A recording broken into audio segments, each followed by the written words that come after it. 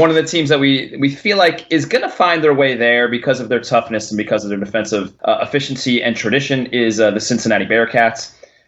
Quote unquote, in Mick we trust. We think that maybe with the backcourt of Cumberland and Broome that they'll be a little undervalued, and because of their profile and what they do on the defensive end and how they value on the offensive end. So Cincy might be one of those teams. Listen, I love Mick Cronin. I love their style. I really am waiting for the year that, like the down screen sort of bigger school like a Cincinnati makes it, as opposed to Loyola Chicago and these other schools.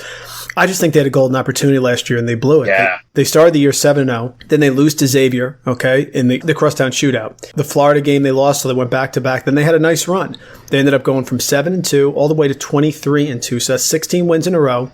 Then they go to Houston and gag it.